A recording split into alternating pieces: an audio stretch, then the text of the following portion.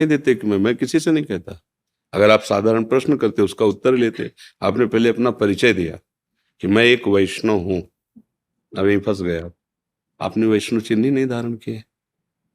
क्या आपको गुरु ने वैष्णव चिन्ह नहीं दिए? अब आप प्रश्न कीजिए।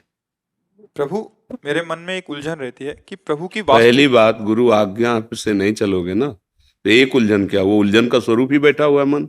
एक उलझन है, एक हो अभी हम शांत कर देंगे। उसकी उलझन शांत तभी होगी, निज सुख बिन मन होई कि थीरा। जब तक भगवदानंद में आंसू नहीं बहाओगे तब तक मन निर्मल नहीं होगा। परमानंद की अनुभूति गुरु आज्ञा पे चल। आजकल भैया सब मनमानी आचरण कर रहे हैं। प्रश्न ब्रह्मानंद के करते हैं, प्रश्न सीधे वेद के पार ऊपर ऊपर वाले उपनिषदों के, वेदांत दर्शन के। वो आचरण मनुष्यता के भी नहीं रह गए। बुरा लगेगा, आचरण नहीं है तो फिर तो केवल वाणी के बोलने से कोई बात नहीं बनती है।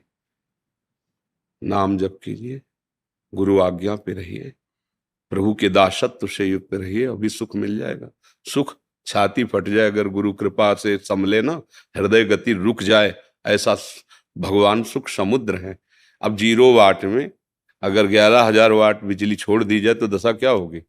पर दिखाई भी नहीं देगा, वैसे फ्यूज हो जाएगा।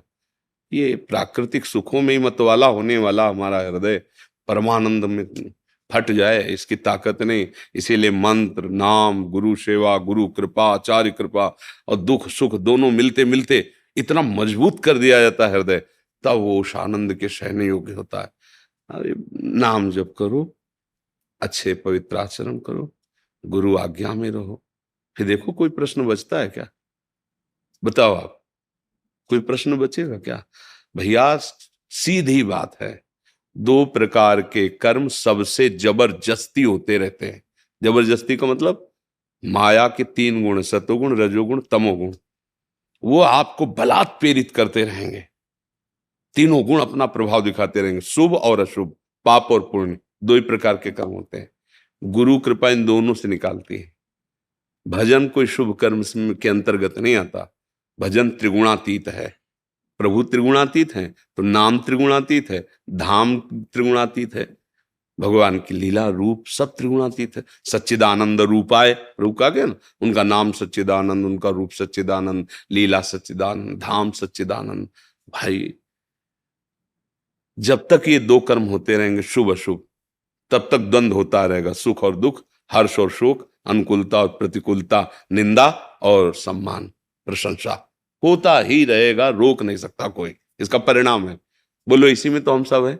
आप देखो झांक के, चाहते हैं सदैव प्रशंसा होती रहे, सदैव मान मिलता रहे, सदैव सुखी रहे, सदैव सब अनुकूल रहे। कर्म कर रहे हैं सदैव प्रतिकूलता वाले, कर्म कर रहे हैं दुख वाले, सोच विचार है हमारी दुख वाली, कैसे मिल जाएगा?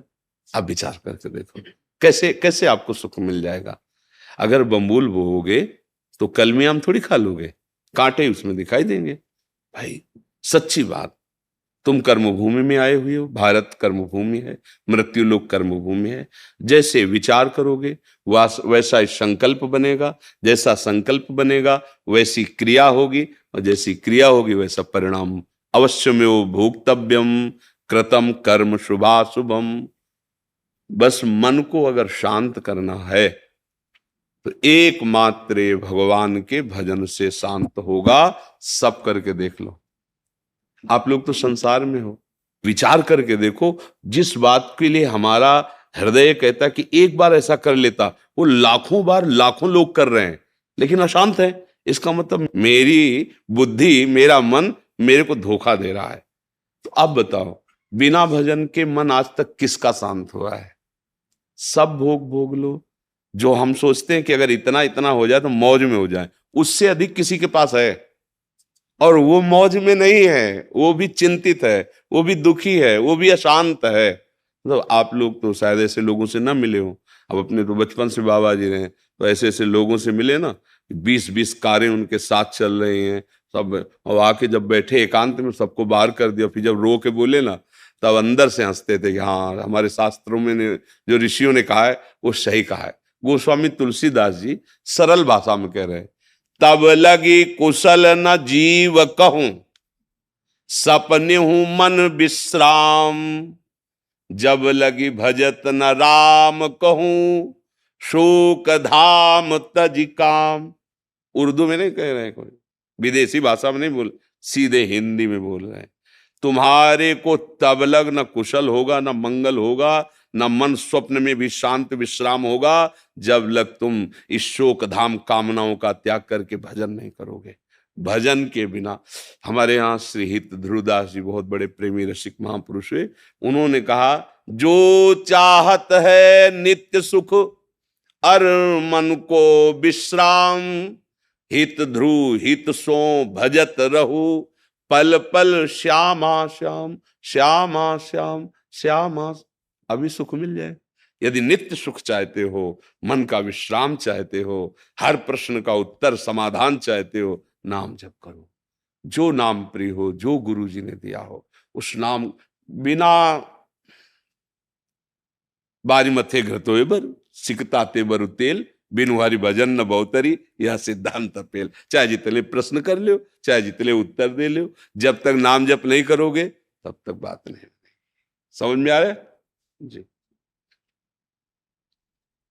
निर्मल भारद्वाज जी। राधे राधे। महाराज जी चरण वंदना। महाराज जी, मैं सरहिंद फतेहगढ़ साहिब जी का रहने वाला हूँ। ये शहीदों की धरती है।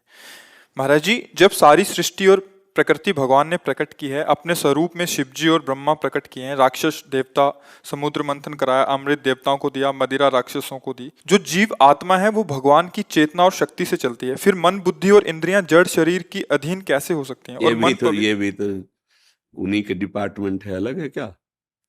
प्रकृति के द्वारा ही तो है ना। अष्टधा प्रकृति में ये आते, महातत्व, अहंकार, ये मन, ये पांच ज्ञान इंद्रियां, ये सब प्रकृति का तो है।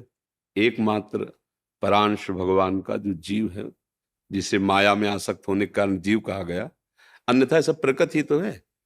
तुम जिसे जड़ प्रकृति में आसक्त करो वो भी तो प्रकृति के अंतर्गत ही है। अष्टधा प्रकृति में यही है ना, मन बुद्धि अहंकार और पांच ज्ञान इंद्रियां। अब अगर उसको पूरा सब जोड़ते चले तो पंच महाभूत, पंच तन्मात्राएं, पंच कर्मेंद्रियां, तो 24 तत्व, 27 तत्व, तत्वतः ये अष्टधा प्रकृति और जीव दो विभाग है। एक है चिदानंद भगवान का अंश, वो का सब प्रकृति है।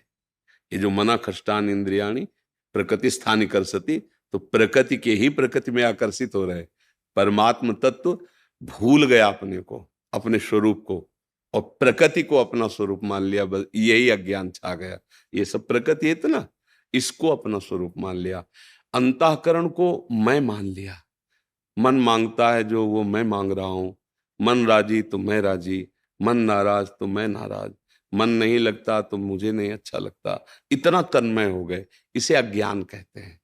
अज्ञान के कारण अपने स्वरूप को भूल करके इसमें फंस गया। मन बुद्धि इसमें इतना तन्मय हो गया, और हम मन बुद्धि में तन्मय हो गए, जबकि हमारा उसका बहुत बीच में अंतर है। ऐसे जैसे यहां हम एक चुंबक बलशाली रख लें और इधर लोहे के पदार्थ डाल दें, बिल्कुल संयोग नहीं है, पर इसी के पर्दे में रखें तो इसी के हिलन डुलन से वहां हिलन डुलन शुरू हो जाएगी, नहीं हो जाएगी? क्योंकि ये उसको चाह नहीं रहा कि हिले डुले, ये तो अचाह ऐसे रख दो, लेकिन हरकत उसमें हो जाएगी। लोहे के उनमें हरकत हो जाएगी। इसमें चाह नहीं है कि उसमें हरकत हो, पावर है, हरकत उसमें हो गई। आत्म तत्व का प्रकाश जो अंतःकरण है ना, उसमें पड़ रहा है, वो अचाह है, और उसको अज्ञान के कारण मैं स्वयं अपनी आत्मा मान लिया। मन को, बुद्धि को, चित्त को, अहंकार को, ज्ञान इंद्रियों को, जो शब्द स्पर्श रूप रस गंध का हमें अनुभव कराते हैं। तो ये बात के कारण हमारी दुर्गति हो गई, हम फंस गए, बंधन में युक्त हो गए। हमारा जो स्वरूप है ना, अब चूंकि वो चैतन्य घन है तो उसका उदाहरण कैसे दे?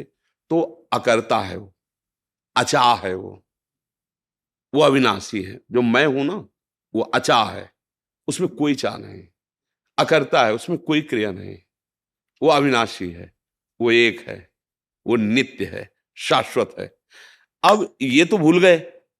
अब देखो, ये लगता है कि मेरा, अगर हम पूछें आपका परिचय, तो आप अपना जन्म स्थान बताओगे, इस शरीर का परिचय बताओगे।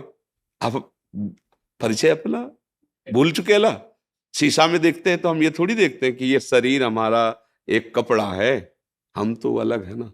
नहीं नहीं, हम ही, हमारी आंख, हमारी कान हो, और दिन में 100 बार शीशा देख के और अहंकार पुष्ट करते कि मैं यही हूं। यही भूल हो गई है। उसी आत्म तत्व के प्रकाश से सारी हलचल हो रही है। जैसे वो फिल्म में देखने जाए ना, तो पीछे से वो फोकस पर्दे पे पड़ता है और पर्दे में कुछ नहीं, पर हाथी घोड़ा रेल लड़ाई झगड़ा मित्रता शत्रुता सब वो इसमें दिखाई दे रही है, कुछ नहीं। ऐसे ही माया के त्रिगुणात्मिका पर्दे पर उस परमात्म तत्व का सबकर परम प्रकाशक जो है उसका प्रकाश पड़ रहा है, उसी से सब खेल हो रहा है। हो कुछ नहीं रहा है। पर्दे में गोली चल रही क्या? मरा क्या कोई? 1-2 लाश मिली क्या पर्दे में? और हजारों मारे जा रहे हैं, खेल हो रहा है, पर्दे में हो रहा है ना। कुछ नहीं है, 0/0। ना कोई व्यक्ति है, ना कोई वस्तु, ना स्थान है, ना झगड़ा है, ना मित्रता है। उमा का हूं मैं अनुभव पुला, सत हरि भजल जगत सब सपना। समझ रहे ना? ये बिना भजन के अज्ञान ले जाएगा, इसीलिए घूम के बात वही आ गई। भजन जितना नाम जप करोगे तो मन बुद्धि पवित्र होंगे। तो अब जैसे जल पवित्र हो, तरंगायमान ना हो, निर्मल, तो हम अंदर क्या है देख लेंगे ना जल में। ऐसे ही हमारा जब हृदय पवित्र होगा तो ये प्रकाश कौन दे रहा है, कहां से आ रहा है, वहां दृष्टि गई। जे वो सन्मुक्ता असली तभी मानी जाती। जे ही वो देखा कि अरे ये सब कुछ तो प्रभु से हो रहा है, तो अब जो मैं अंतःकरण का था ना वो लय हो गया उसमें। अब मैं नहीं रह गया। भक्ति में है तो प्रभु ही प्रभु रह गए, और ज्ञान में है तो शुद्ध आत्म स्वरूप में स्थित हो गया। अब देह भाव का जो मैं था ना वो खत्म हो गया, तो वो मोक्ष को प्राप्त हो गया और भगवान के धाम में लीला में सम्मिलित हो गया जाके। समझ में आ रही बात जी? नागेश कुमार जी हरिद्वार से। हरिओम। राधे राधे। गुरु महाराज आपके चरणों में दंडवत प्रणाम। महाराज जी, सनातन हिंदू धर्म में विवाह के पश्चात पुरुष के पुण्य का आधा भाग स्त्री को मिलता है, जबकि स्त्री के पाप का आधा भाग पति को मिलता है। जैसे उसी में श्लोक में उद्याने च मद्यपाने राजद्वारे पिता गृहे बिना आज्ञान गंतव्यम वरयाचति वरांगना, ब्याह में जो वचन भराए जाते हैं। बात यहाँ है कि जब पाणी ग्रहण करते हैं तो दोनों मित्र होते हैं, भाव वहां होता है। अब शरीर 2 होंगे और उनके कर्म 1 होंगे। हम दोनों सलाह से जो भी कार्य करेंगे धर्म में करेंगे, और दोनों धर्म के प्रताप से भगवान को प्राप्त करेंगे। उसका भाव केवल है, कोई भी आप मनमानी आचरण नहीं करेंगे। बिना हमारी अनुमति के आप किसी घूमने जंगल ऐसे पिता के भी गृह में या राज दरबार में या जहां कोई मदिरा पिए बैठा हो मद्यशाला आदि के पास, बिना हमारे सानिध्य के आप नहीं जाएंगे। ऐसे हो, बिना आप हमारी अनुमति के धर्म नहीं करेंगे। जो धर्म का कार्य करेंगे उसमें आप हमसे सलाह लेंगे। ये उसमें इस तरह की बातें कही गई है। उसका तात्पर्य कि हम 2 शरीर देखने में रहेंगे, लेकिन हमारी रुचि, हमारा भाव एक ही रहेगा। अब अगर आप इस संकल्प से अलग हैं तो फिर आप पति पत्नी हैं ही नहीं, केवल नाटक हो रहा है। अगर आप वास्तविक पति पत्नी हैं तो जो आप दोनों की सलाह से सत्कर्म या जो भी त्रुटि होगी तो दोनों है ना। देखने जैसे 2 हाथ हैं, ये कुछ करे ये कुछ करे तो आपको फल अलग अलग थोड़ी मिलेगा कि भाई उसने तो बाएं नहीं किया है तो दाएं नहीं किया। भोक्ता तो हम ही बनेंगे ना, हाथ हमारे दोनों। ऐसे पति पत्नी को अर्धांगिनी पत्नी को कहा गया है कि आप दाहिनांग वामांग के समान है, दोनों मिलकर के। जैसे गाड़ी के 2 पहिए चलते हैं तो लक्ष्य एक ही तो होता है। ये थोड़ी कि बायां कहीं और ले जाएगा दायां और कहीं ले जाएगा। हाँ, अगर वो अलग अलग खुल के निकल जाते हैं तो गाड़ी ही नहीं है। नहीं, वो तो टूट गई ना, गिर गई ना। तो दाम्पत्य जीवन क्या कि पत्नी अपनी मनमानी करे, पति अपनी मनमानी करे, दोनों शास्त्र सम्मत चलें तो वास्तविक कहते हैं ये जगत भी सुखमय उसके लिए हो जाएगा। दोनों धर्म से चलें, प्यार से चलें, और ये पत्नी पातिव्रत धर्म धारण करे और पति पत्नी में केवल अपना भाव, जो संसारिक भाव मान लो काम भाव है, वो केवल अपनी पत्नी में, और सीमित होकर के दोनों धर्म से चले, भगवत प्राप्ति के मार्ग में अग्रसर हो जाएंगे। पर जब गर्लफ्रेंड और बॉयफ्रेंड पहले से ही बन रहे हैं तो इनमें पातिव्रत धर्म आएगा, इनमें एक पति निष्ठा आएगी उनमें एक पतिव्रत का भाव आएगा? या पति एक पत्नी से अपने जीवन का प्यार दे देगा क्या? तो सब नष्ट ही हो रहा है। तो हमें लगता है लिखे ही रह जाएंगे ग्रंथ की बातें। धारण करने की योग्यता तो हमारी नई पीढ़ी पहले ही खो दे, नहीं खो दी। सोचो, जैसे पवित्र वस्त्र पहन करके ही यज्ञ किया जाता है, ऐसे ये शरीर वस्त्र है। इसको तब तक पवित्र रखना है जब तक ये दाम्पत्य जीवन का संकल्प न बन जाए। पर ऐसा हो रहा है क्या? है? कहाँ हो रहा है? आप बताओ ना, कहाँ हो रहा है? छोटे छोटे बच्चे, छोटी छोटी बच्चियां वैसे ही मन संसार में आसक्त है, और ये सब नए वातावरण ने जो मिटिया मेट कर दिया। अब क्या बताना, आप लोग तो संसार में हो ही ना, फिर क्या? अब ये बातें केवल केवल बातें ही रह गई है। ये तो कहो कुछ आदमी होंगे जो ब्याह करवाते होंगे पंडित जी से, नहीं तो अब तो ऐसे उसमें लिखा लो, जज के सामने आए कोर्ट में, और या भैया मंदिर में माला डाल लिया, छुआ के हो गया हो गया। मतलब क्या यार, समय आ गया है। अब आपने उससे भाव से स्वीकार किया और 2 महीने बाद कह दिया आप हमें पसंद है, तो तुमने बाजार की वस्तु समझी थी क्या? जीवन बर्बाद हो रहे हैं ना। और ये पास है, ये अब आज की समाज हमारी इसे पास करे कि पढ़ी लिखी समाज है, ये पढ़ी लिखी समाज। तो अब धर्म कहाँ, कैसे? नैष्ठिक भावनाएं ही निष्ठापूर्ण नहीं रह गई हैं, कैसे? अब तो बस यही है कि इन किन प्रकार जैसे बने नाम जप करो, अपना कल्याण करो, और अपने जो सगे संबंधी उनके लिए नाम जप करो। वो जप करे, ऐसी भावना हम जप करके उनके लिए भी नाम, कि तुम पुत्र हो, तुम पत्नी हो, तुम्हारी बुद्धि शुद्ध हो, तुम्हारे अंदर सद्भावनाएं आवे। बस यही हमारी शिक्षा तो यही। पत्नी नाम जप करे, कहोगे नाम जप करो, नहीं करेगी तुम्हें गुस्सा आएगा, लड़ाई झगड़ा करो। आप नाम जप करो, आप उसका मंगल करो। तो हमारी समझ में अब तो ये बात आ रही कि ये बातें निर्वाह करना कैसे हो सकता है? आप हमें बताओ, अच्छा कैसे हो सकता है? अभी तो थोड़ा, अभी तो है थोड़ा, आगे जो आएगा वो लिखा है शास्त्रों में, नहीं माने को अनुजा तनुजा, बेटी बहन की सुरक्षा घर में ही नहीं होगी। असुरक्षित जीवन, पशुवत जीवन। भाई नाम जब, इसीलिए सबको चिल्ला के कहते हैं, जब हमसे कोई प्रश्न करता है तो इन विषयों पे भले बात करते हैं, नहीं हम सबसे ये कहते हैं, जो हो जहां हो जैसे हो, नाम जप करो, नाम जप करो। तुम जो भी हो ठीक हो जाओगे, नाम तुम्हारा मंगल कर देगा। क्योंकि हम जानते हैं कि ये छोड़ो ये छोड़ो ये छोड़ो, फिर नाम जप करो, नहीं कर पाओगे। जो कर रहे हो करो, नहीं छोड़ पा रहे हो मत छोड़ो, एक और डाल लो ना। जहां इतनी गंदगी जमा किए हो, एक डाल लो, राधा राधा राधा राधा राधा, वो तुम्हें आत्मबल मिलेगा।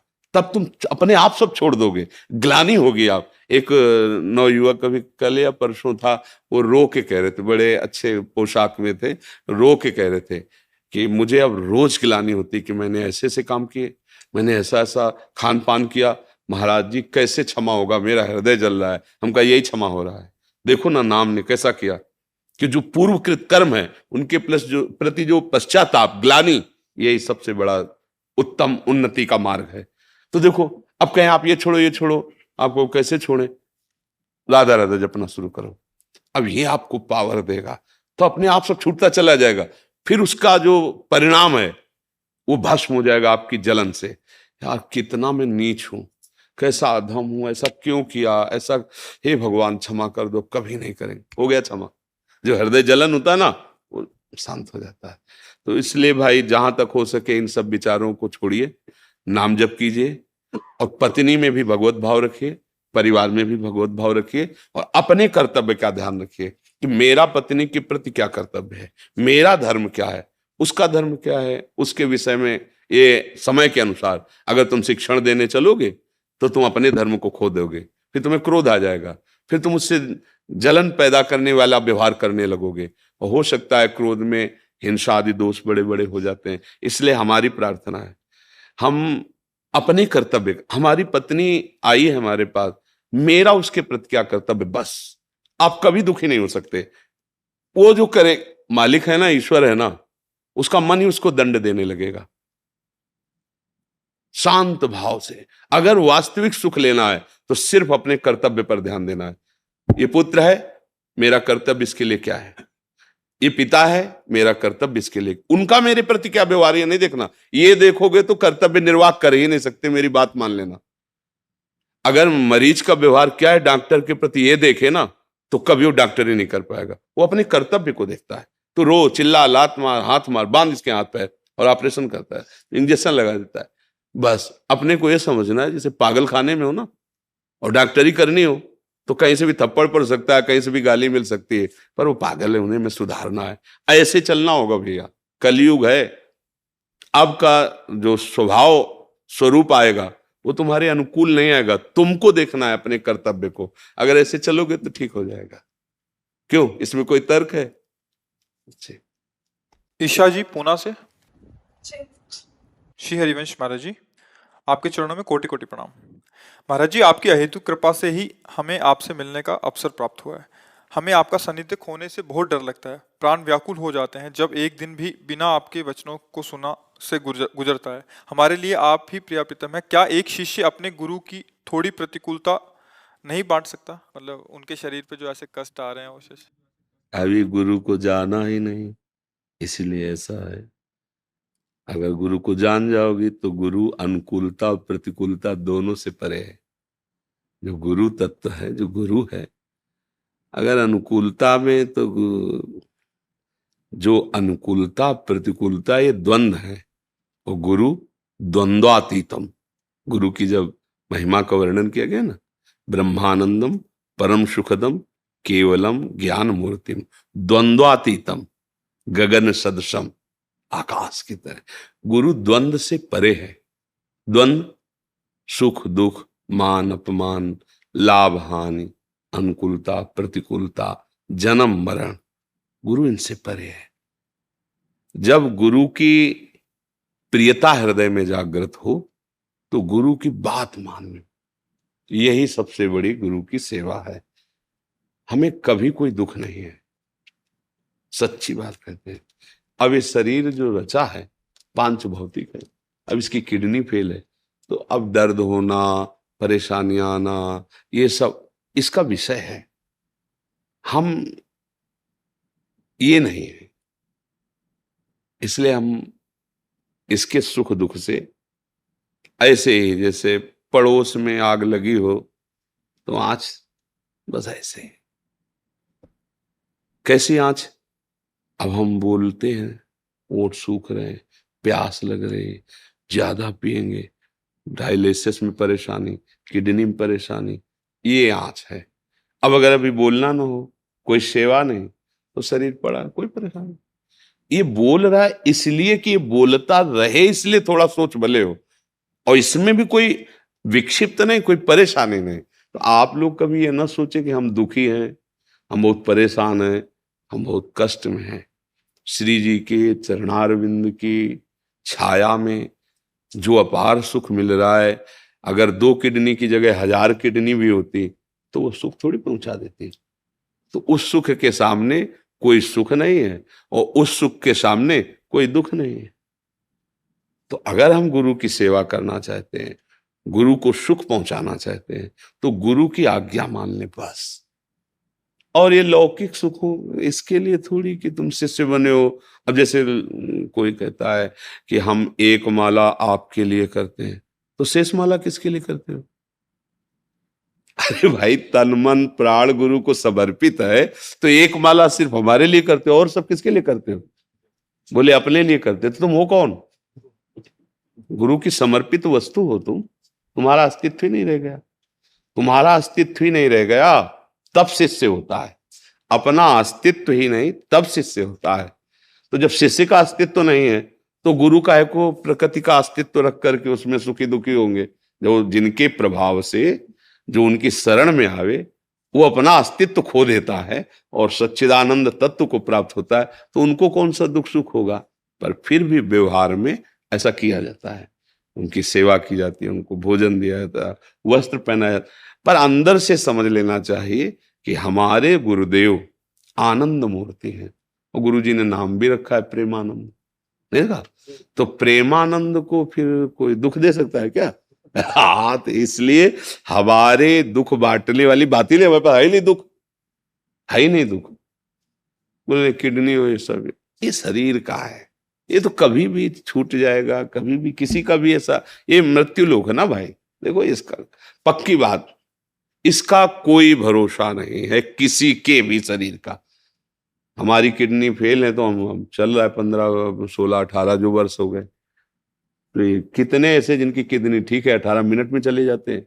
कोई किडनी फेल होना या किडनी ठीक होना ये खास बात नहीं, खास बात है बुद्धि का प्रभु में समर्पित हो जाना। अब आनंद है, चाहे जब शरीर छूटे, चाहे जहां जो जीवन का काम है ना वो काम हो गया। अब आनंद है, अब कोई भय नहीं, कोई परेशानी नहीं।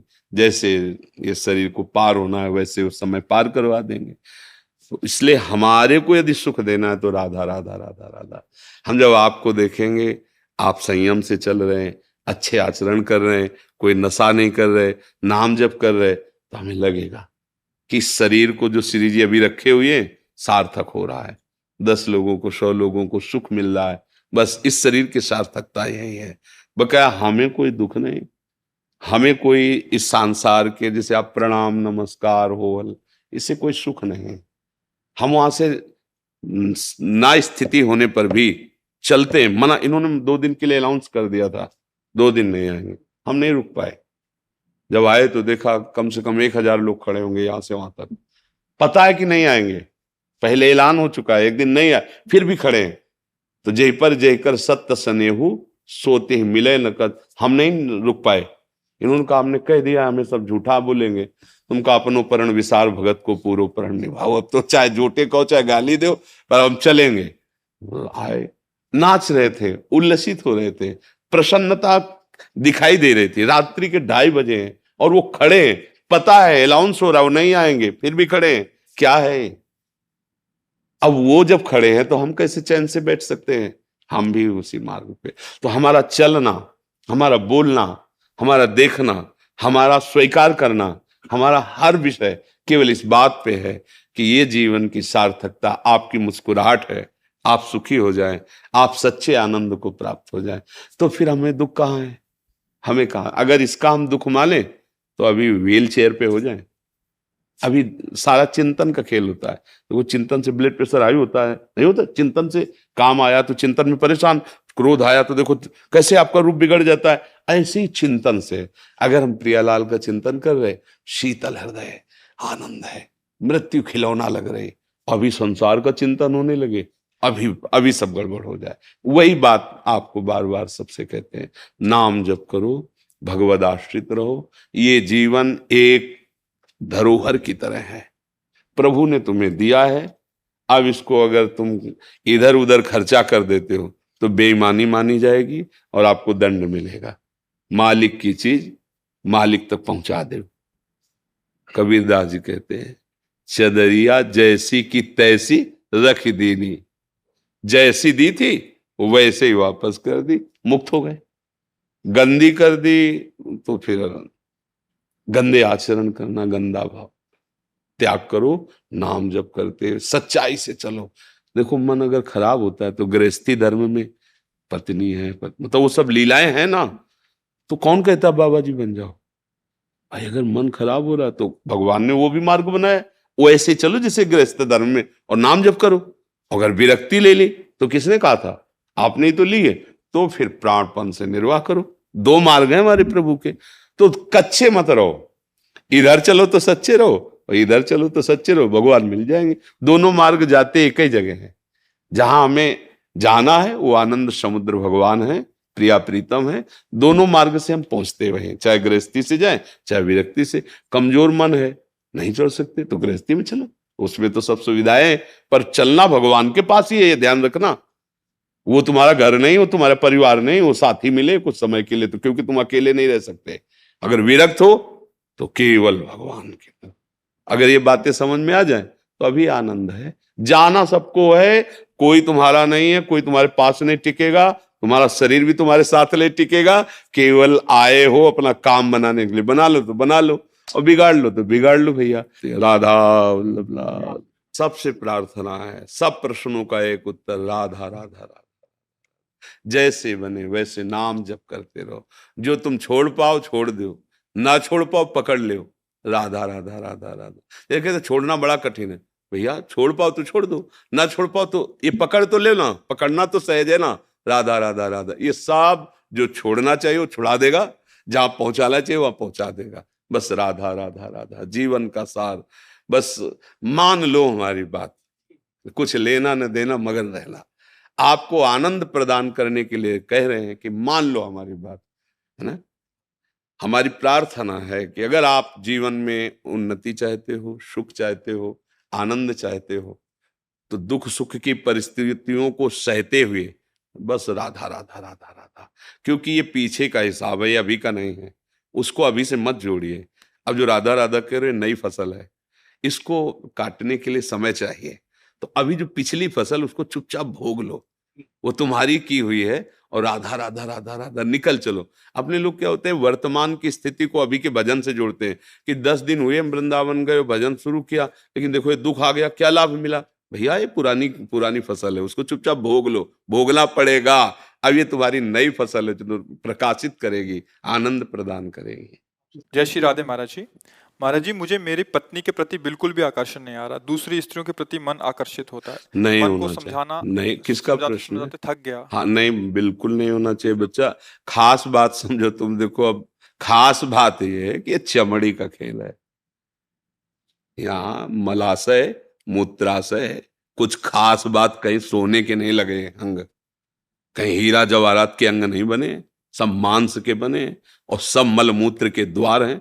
केवल वो बुद्धि मलिन हो चुकी है, इसलिए आकर्षण है। तो उस आकर्षण को मिटाने के लिए हमारे शास्त्र ने पाणि ग्रहण संस्कार ब्याह का कि आप सीमित होकर करोगे तो एक दिन आपको अपने आप वैराग्य हो जाएगा। सच्ची मानना, आप एक पत्नी में आसक्त हो जाइए, कुछ दिनों के बाद आपको घृणा होने लगेगी, यार क्या है इसमें, आने लगे, क्योंकि इसमें सुख लगे। तभी देखा है हमने, गांव में देखा है, थोड़े थोड़े संतान हो गए, दरवाजे के बाहर चारपाई में लेटने लगे, अपने आप संयम में आने लगे। धर्म, अगर आप दूसरी माताओं बहनों की तरफ देखोगे तो ये लिख लो हमारी बात, तुम्हारी कामाशक्ति बढ़ती जाएगी और तुम्हें ऐसा विश्वास होगा कि इसमें सुख है, और वो ऐसी जगह फंसाएगा कि तुम्हारी फिर जो हालत होगी वो ना अंदर से ना बाहर से तुम झेल नहीं पाओगे। पक्की बात है, पक्की बात। जब बिगड़ जाएगा ना आचरण तुम्हारा, तो फिर ना अंदर सुधर पाओगे ना बाहर तुम रह पाओगे। जो पराई स्त्री पर नजर डालते, कितने दिन छुपोगे? एक दिन जब चौड़े पे आओगे तो कोई ना कोई है ना उस स्त्री का, भाई होगा, पिता होगा, पति होगा, कोई ना कोई तो है संरक्षा में, और कोई नहीं है तो काल है। काल तुम्हें ऐसी जगह फंसा के नष्ट करेगा, होश उड़ जाए। व्यभिचारी की कभी भी सुख शांति सदगति नहीं होती। अगर ब्याह हुआ है तो अपनी पत्नी में ही भगवत भाव करके कि प्रभु इसी रूप में आए, हमारे अंदर चाह थी भाई कोई साथी मिले तो इसी रूप में आए हैं बस, और शांत।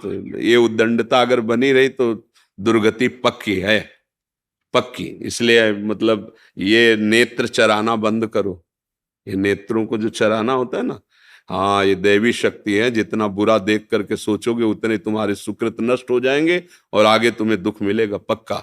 इसलिए बहुत होश में रहो, बहुत होश में। जरा सी गलती तुम्हारे कई जीवनों को नष्ट कर देगी। देखो एक बीच में हमें किसी ने बताया था कि वहाँ कोई स्कूटी से लड़की जा रही थी, उसकी स्कूटी खराब हुई और 4 लोग ट्रक वाले ऐसे खड़े थे, उसको काम दुकान जानते हैं, ले गए और गंदे आचरण करके तेल डाल के उसे जला के मार दिया। दूसरे दिन पता चला कि सुबह ही उनको वहीं गोली मार दी थी, वहीं मार दी गई थी। शायद हैदराबाद की तरफ ऐसे कहीं किसी ने देखा। परिणाम देखो ना, देखो ना, ये इतना ही थोड़ी परिणाम है, ये तो यहाँ का हुआ व्यवस्था। आगे जो व्यवस्था होगी वो इतनी बुरी व्यवस्था है नरक में कि वहां कोई किसी की सुनता नहीं, वहां कोई सिफारिश नहीं, वहां मरना नहीं। वहां अगर कोलू में पेरे जा रहे हो तो पूरे चैतन्य एकदम बेहोश नहीं, बार बार। तो इसलिए जो पराई स्त्री के साथ संभोग की तो वो लोहे का खंभ तपता हुआ आग की ज्वाला की तरह 10-10 हजार वर्ष तक चिपकाया जाता है। जलते रहो, मरना है नहीं। ऐसा अगर स्त्री कोई पराये पुरुष के साथ ऐसा, बहुत होश में, ये मिथ्या नहीं है। जैसे अभी आपको लगता है क्या कानून है यार, जो कर फंस जाओ जरा सा, तुम्हारे ऊपर केवल कानून में जाके रिपोर्ट हो जाए कि आप छेड़ रहे थे, आप ऐसा कर, फिर देखो क्या होता है। अगर आप प्रमाणित पाए गए तो आपको सजा हो सकती है, आजीवन कारावास या जो भी दंड मिल सकता है। तो है ना दंड विधान, तुम्हारी मनमानी से थोड़ी है। ऐसे ही ये भागवतिक दंड विधान जो नरक, अरे कहाँ नरक स्वर्ग, ऐसा नहीं है। जेल है ना भारत में, दंड विधान है ना। अरे बोले कौन देखता है किसकी, तो जब यहां से पकड़ के जाते हैं ना तो पिटाई चौराहे पे नहीं की जाती है। ऐसे नरक एकांत में भला है, वहां जाके सड़ाया जाता है। वहां सीसीटीवी से थोड़ी सबको भेजा जाता है कि देखो ये नरक का दंड मिल रहा है। ये शास्त्रीय विधान भैया, बहुत सबसे ज्यादा खतरनाक ये अपराध गिरा देता है। क्योंकि मनुष्य शरीर में स्त्री शरीर की तरफ या भोगों की तरफ आकर्षण और शासन न रह पाने के कारण आज तो मनोरंजन समझा जाता है। शास्त्रीय मर्यादाएं, धर्म, इनकी तरफ तो वृत्ति नहीं जा रही, इसको तो मनोरंजन कि यार कुछ नहीं इसमें नहीं, आज तुम्हारा इधर कल उधर, ऐसा नहीं, फिर दुर्गति भी भोगनी पड़ती है। ये भारत देश है, परम पवित्र देश है, ये धर्म के अनुसार चलने वाला देश है। यहाँ जन्म होना, यहाँ बहुत महिमा, जहाँ पावन गंगा जी, यमुना जी, प्रभु श्री कृष्ण, प्रभु श्री राम, महादेव जी, यहाँ देखो ना कितने भागवती का अवतार, कितनी महिमा। और ऐसे देश में पैदा होकर विदेशी आचरणों का अनुकरण करे, बहुत सावधान, बहुत सावधान, ये गलती होने ही ना पावे। बहुत जो चाहे आपन कल्याणा, सुजस सुबत शुभ गति शुभ नाना, सो परनार लीलार गोसाई, तजो चौथ के चंद किनाए। दूसरी माताओं बहनों को काम दृष्टि से देखने का मतलब अपने सर्वनाश का निमंत्रण देना। बहुत होश में, अगर कभी कोई ऐसा संयोग बनता है तो उसे हाथ जोड़ के समझाना होता है, नहीं नहीं नहीं, नहीं, आप अपने धर्म से चलिए, मैं ऐसा नहीं कर सकता। जैसे उर्वशी जी अर्जुन को वहां स्वर्ग में, तो उन्होंने कहा आप माता कुंती के समान पूज्य, हम ऐसा, तो उनका जा नपुंसक को साफ स्वीकार कर लिया, गलत नहीं। तो अपने धर्म से चलोगे तो भगवान रक्षा करते। वही साफ वरदान का काम बना, जो अज्ञातवास में वही काम कर गया। नहीं तो कैसे इतने बड़ा महारथी छुपता। देखो वो लगा साप दे दिया, पर धर्म से थे तो वरदान का काम बन गया, अज्ञातवास में वो काम आ गया। इसलिए धर्म से चलो, कभी हानि होने वाली नहीं। बहुत अच्छा भी आपका हृदय है जो आप अपने दोष को पकड़ पा रहे हैं और उससे निवृत्त होना चाहते हैं। कभी ऐसी गलती मत करना, नहीं नहीं, ये सब वो भयानक पाप है जो मतलब बिल्कुल नष्ट कर देते हैं। आज समाज इस बात को नहीं देख रही। बहुत खुशी होते हैं जब किसी के साथ गंदा व्यवहार करने का अवसर मिलता है, समझते मानो मैंने बाजी जीत ली। जीत नहीं ली, इसका परिणाम जब आएगा तब, चाहे स्त्री हो चाहे पुरुष हो, जब परिणाम आएगा तब देखना। थोड़ा हमारे मालिक के दरबार में रजिस्टर विलंब से खुलता है। अनंत ब्रह्मांडों के जीव हैं, पर जिस दिन खुलेगा तुम्हारे पुरखा पानी पा जाएंगे, पक्का समझ लेना। वो आग कोई घूस नहीं चलती और कोई वकालत नहीं चलती, सीधा और करेक्ट, भ्रम नहीं हो सकता। ऐसा नहीं कि मैंने ऐसा नहीं किया था, ऐसा नहीं है, वो तुम्हारे हृदय में ही बैठा है। एक बार स्वीकृति उसको कराई जाती है, ऐसा हुआ कि नहीं उसको दिखाई दे रहा, बस तुरंत उसको भोग दंड मिलता है उसका। इसलिए बचो, राधा राधा राधा, इसीलिए कहते हैं हाँ, नाम संकीर्तनम यस्य सर्व पाप प्रणाशनम।